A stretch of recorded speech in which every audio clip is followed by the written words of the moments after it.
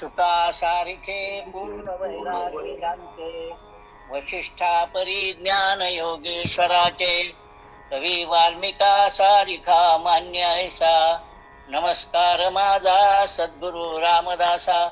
जय जय रघुवीर समर्थ पुंडलिक वरदा हरी विठ्ठल सद्गुरु ज्ञानेश्वर तुकाराम महाराज की जय. जय जय रघुवीर समर्थ. आज आपण मनाच्या श्लोकामधील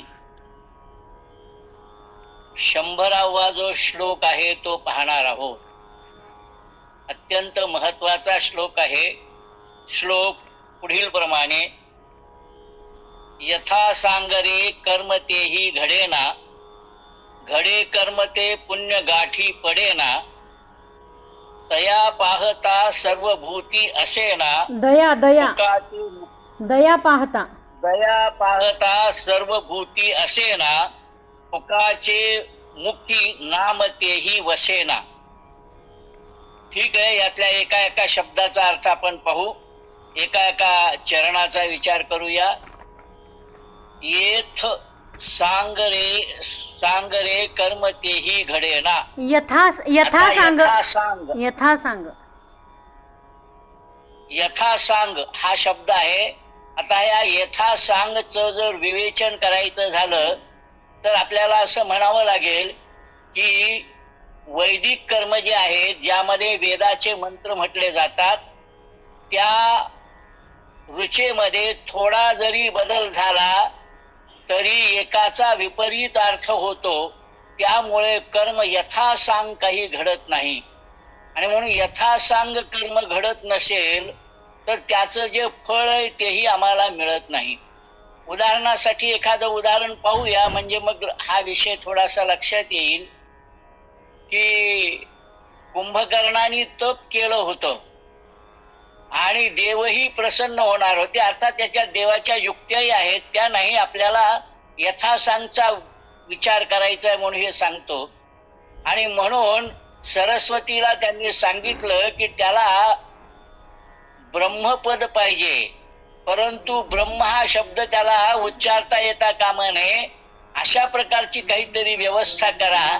आणि ज्या वेळेला त्यांनी ब्रह्मदेवाला मागायला सुरुवात केली की मला ब्रह्मपद पाहिजे, इंद्रपद पाहिजे, त्यावेळेला ईच्या ऐवजी न झालं आणि इंद्रच्या ऐवजी निद्रापद त्याला मिळालं. म्हणजे इंद्रपदाच्या ऐवजी निद्रापद मिळालं. अशाच प्रकारचा आणखीन एक प्रसंग वेदांच्या रुच्यांच्या बाबतीत आहे, हे पण तो मी आता सांगणार नाही. त्यामुळं कुठलंही कर्म जर यथासांग झालं नाही तर त्याचं फळ मिळत नाही. दुसरी गोष्ट अशी आहे की आम्ही देवाची पूजा करतो, पण ती देवाची पूजा देवाला केव्हा प्राप्त होते हेही आमच्या कक्षेत नसतं. तेही आम्ही समजून घेतलं पाहिजे. उदाहरण सांगतो म्हणजे लक्षात येईल.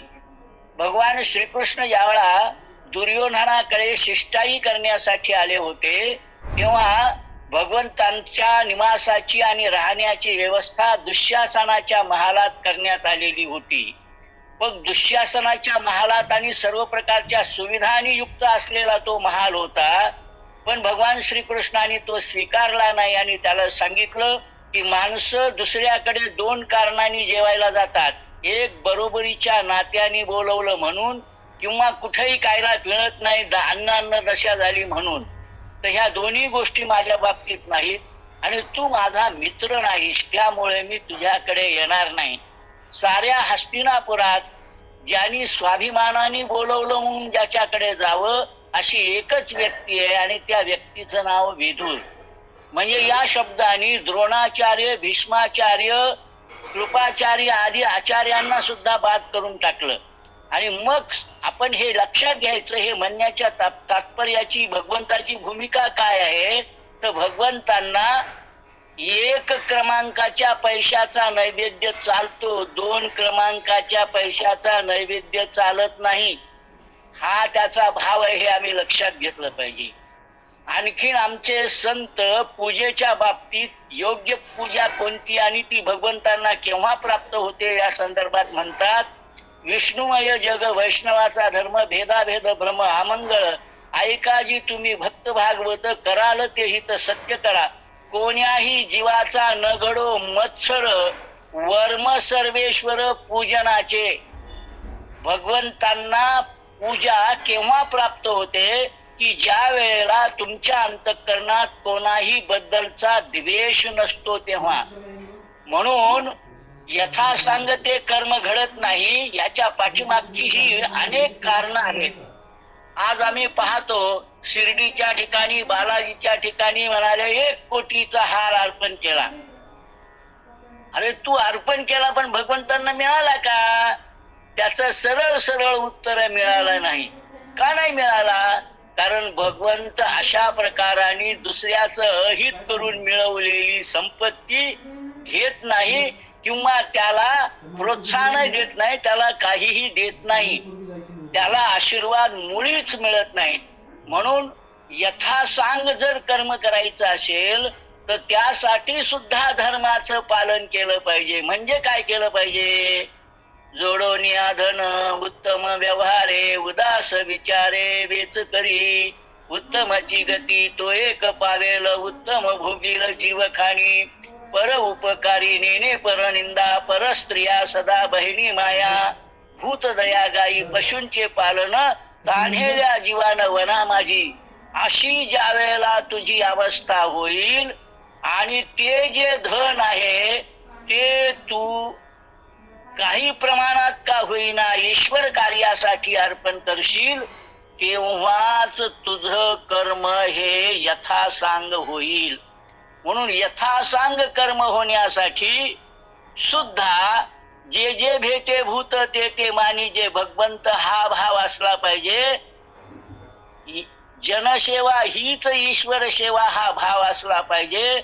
म्हणजे कर्म करताना सुद्धा जनतेच्या सेवेचा भाव जोपर्यंत तुमच्या अंतःकरणात येत नाही, निस्वार्थ रीतीने मिळवलेलं धन जोपर्यंत तुमच्याकडे नाही तोपर्यंत तुमचं कर्म यथासांग होणार नाही. एक तर वेदांनी सांगितलेल्या नियमाप्रमाणेही होणार नाही आणि दुसरी गोष्ट सर्वसामान्य माणसाच्या दृष्टीने ज्याला धर्म म्हणतात त्या धर्माचं आचरण न झाल्यामुळे तुम्ही केलेलं कर्म भगवंतापर्यंत जात नाही. ही वस्तुस्थिती असल्यामुळे यथासांग रे ते कर्म तेही घडेना अशा प्रकाराने अगदी योग्य रीतीने केलेलं कर्म त्याचं फळ न मिळता तुम्ही अयोग्य रीतीने कर्म केल्यामुळे पुनरपी जननम पुनरपी मध्ये जाता आणि पापाचे सहभागी होता. मनुष्याच्या बाबतीत काय झालंय?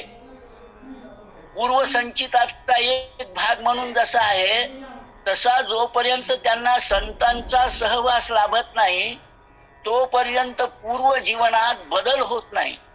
पूर्व जीवन मी आणि माझं यामध्ये गुंतलेलं आहे. जे भौतिक स्वरूपाने वस्तू दिसतात त्याच जणू काही सत्य आहेत या भावाने सर्वजण पाहतात. पण त्यांच्या लक्षात येत नाही की हे मिळवलेलं माझं घर, मी ज्याला माझं घर म्हणतो, त्या घरात मी किती दिवस राहणार आहे? राहणार आहेस का 100 वर्ष त्या घरात? नाही राहणार. पण हे लक्षात येत नाही. म्हणून नश्वर गोष्टीच्या मागे लागलेली व्यक्ती यथासांग कर्म करू शकत नाही. कारण 2 नंबरच्या पद्धतीने व्यवसाय केल्यावर लवकर प्रगती झाली असं वाटतं. कारण अनेकांची उदाहरणं त्यांना समोर तशी दिसतात आणि त्यामुळे त्यांच्याकडून यथासांग कर्म काही घडत नाही. हा झाला यथासांग रे कर्म तेही घडे ना. या बाबतीत घडे कर्म ते पुण्य गाठी पडे ना. आणि जे काही कर्म केलं ते स्वार्थासाठी केलं असल्यामुळे आणि समाजाला कुठल्याही प्रकाराने त्याच्यातून फायदा होणार नसल्यामुळे, समाजाच्या कल्याणासाठी ते कर्म नसल्यामुळे त्याचं जे पुण्य आहे त्याला प्राप्त होत नाही. हे आपण लक्षात घ्यायचं. दया पाहता सर्व भूती असे ना. आणि त्याच्या अंतःकरणात सर्व भूतांच्या बद्दल, भूत या शब्दाच्या बाबतीत सुद्धा बऱ्याच भानगडी आहेत. भूत म्हटलं की आम्हाला ते कल्पनेतलं वाटतं, त्याचे उलटे पाय आहेत वगैरे वगैरे. पण हे आम्ही लक्षात घेतलं पाहिजे की पंचमहाभूतापासून बनलेले जे काही प्रत्येक घटक आहे त्या सगळ्यांना भूत म्हणतात. म्हणजे मुंगीपासून ते हत्तीपर्यंतचे सर्व प्राणी भूत या शब्दामध्ये येतात. भूता परस्परे पडो मैत्र जीवांचे असं जर माऊली म्हणत असतील तर हे सर्व जे प्राणी मात्र आहेत या प्राणी मात्रांना उद्देशून आहे. म्हणून प्राणी मात्रांच्या बद्दल आमच्या अंतःकरणात काय असली पाहिजे? दया पाहता सर्व भूती असे ना. सर्व भूतांच्या ठिकाणी दया कशी राहील? स्वार्थ माझ्या मनात असेल तर भाऊ भावाच्या इस्टेटीवर जर हक्क सांगणार असेल तर बाकीच्या गोष्टीचा विषय कुठे येतो? त्यांनी रामायणाचा आदर्श रामचंद्रांचा आदर्श ठेवलाच आहे कुठं? आणि म्हणून तर म्हटलंय की रामचंद्रांचं हे जे नाव आहे हे आम्हाला तारणार आहे. कारण ते आम्हाला सांगतात की बाबा रे, राम आणि भरत यांच्यामध्ये जो प्रेम भाव आहे तो तुझ्या अंतःकरणात आहे का? वास्तविक पाहता आईने संपूर्ण राज्य भरताला मागून घेतलं होतं, पण ते भरताने संपूर्ण राज्य प्रभू रामचंद्रांना देऊन टाकलं. सांगायचं तात्पर्य, अशा प्रकारचा रामायणाचा आदर्श जर आम्ही प्रभू रामचंद्रांचं नाव घेत असू, राम नामधारक असू, तर आमच्या अंतःकरणात आहे का? आणि जर हा विषय आमच्या अंतःकरणात नसेल तर मग सर्व भूतांच्या विषयी दया कशी वाटेल? माझी इस्टेट इथपासून आहे, त्यांनी जर म्हटलं 2 एकर तुझ्याकडे आली तर तू इकडे येऊन तर पहा, तुझं तंगड तोडल्याशिवाय राहणार नाही. हा भाव त्याच्या अंतःकरणात येईल. त्याच्या मनामध्ये सर्व प्राणी मात्रांच्या बाबतीत दयेचा भाव कशा रीतीने राहील? म्हणून दया पाहता सर्व भूती असे ना. आणि त्यांची दया सर्व भूतांच्या संदर्भात नसल्यामुळे, त्यांचं कर्म यथासांग होत नसल्यामुळे आणि त्याला त्या पद्धतीची जी काही एकंदरीत प्रवृत्ती पाहिजे ती त्याच्या जवळ नसल्यामुळे त्यांनी केलेलं प्रत्येक कर्म हे स्वार्थयुक्त असल्यामुळे त्याचं पुण्य त्याच्या पदरात पडत नाही, तर उलट पाप त्याच्या पदरामध्ये पडतं. आणि म्हणून नाम घेण्याचा भाव सुद्धा त्यांच्या अंतःकरणात येत नाही. का? कारण जो भौतिक गोष्टीच्या मागे लागलेला आहे त्याला नामस्मरणाचं महत्व कळत नाही. त्या नामात काय पडलं असं म्हणतो, पण नामात सर्व काही आहे हे त्याला काही कळत नाही. फुकाचे मुखी नाम तेही वसेना. लक्षात घ्या, विश्वातली भौतिक स्वरूपाची कुठलीही गोष्ट मिळवायची झाली तर त्याच्यासाठी परिश्रम करावे लागतात, धन खर्च करावं लागतं, वेळ द्यावा लागतो. अशा प्रकाराने हे सगळं करावं लागतं. त्यानंतरही ते कर्म यथासांग घडत नाही अशी स्थिती आहे. म्हणून या ठिकाणी समर्थ असं सांगतायत की बाबा रे, तुझं कर्म यथासांग व्हायचं असेल तर तुझ्या मनातला स्वार्थ भाव आधी गेला पाहिजे. काम, क्रोध, लोभ, मोह, मद आणि मत्सर हे षड्विकार तुझ्या अंतःकरणातले गेले पाहिजेत. आज आहे एकादशी. एकादशी याचा अर्थ काय आहे? आम्हाला आमचे अंक सुद्धा माहित नाही. प्रतिपदा, द्वितीया, तृतीया, चतुर्थी, पंचमी, षष्ठी, सप्तमी, अष्टमी, नवमी, दशमी आणि एकादशी. एकादश म्हणजे 11. अर्थही आम्ही लक्षात घेतला पाहिजे की 5 ज्ञानेंद्रिय, 5 कर्मेंद्रिय आणि मन यांच्यावर नियंत्रण म्हणजे एकादशी. आणि अशा प्रकारची एकादशी मी ज्या वेळेला सिद्ध करील किंवा करेल, लक्षात घ्या, उपवास. उप म्हणजे जवळ, वास म्हणजे बसणे. उपवास म्हणजे भगवंताच्या जवळ बसण्यासाठी स्वयंपाकाचं सुद्धा बंधन नको. जास्तीत जास्त वेळ आम्हाला त्याच्या जवळ बसता आलं पाहिजे याच्यासाठी उपवास. पण मी एका ठिकाणी एकादशीच्या दिवशी गेलो होतो. त्यांना सहज विचारलं की एकादशीचे जे फराळाचे पदार्थ केलेले त्याला किती वेळ लागतो? तर म्हणले 1.5-2 तास लागतात. मला एरवीचं मला 1 तासात होतं. म्हणजे एकादशीच्या पदार्थांसाठी जर 2 तास लागणार असतील खायला आणि फक्त अन्नातील बदल म्हणून जर एकादशीच्या दिवशी अन्न बदल म्हणून खाणार असू तर ती एकादशी होईल का? तर एकादश म्हणजे 11 आणि 11ही इंद्रियांवर नियंत्रण बुद्धीचं असलं पाहिजे. अशा प्रकारचा भाव जोपर्यंत अंतःकरणात येत नाही तोपर्यंत ही एकादशी सुद्धा घडत नाही. म्हणून यथासांग कर्म घडणं कशाला म्हणतात हा भाव आम्ही जर पाहिला तर लक्षात येईल की आमचं कर्म यथासांग घडताना दिसत नाही, त्यामुळे आम्हाला ते फळ मिळत नाही. पण जर आम्ही संतांच्या सहवासात गेलो, नामधारक झालो आणि हळूहळू नामाचा एकंदरीत जप करायला सुरुवात केली की हळूहळू नामाचं चिंतन करता करता त्या नामीचं चिंतन होऊ लागलं की आपोआपच आमच्या अंतःकरणातला स्वार्थभाव नष्ट होऊन आम्ही भगवंताच्या जवळ निश्चितच जाऊ शकतो. हा भाव यामधून आम्ही लक्षात घेतला पाहिजे. म्हणून आमचं कर्म यथासांग होतं का नाही, त्याच्यानंतर आम्ही काय काय करतो याच्यापेक्षा आम्ही नामधारक झालं पाहिजे. आणि नाम घेतलं आणि संतांच्या सहवासात गेलो की आमचा विकास झाल्याशिवाय राहणार नाही. हा भाव या मनाच्या श्लोकामधून समर्थाने आपल्या समोर मांडला आहे. एवढंच आजच्या दृष्टीने आपण लक्षात घ्यावं.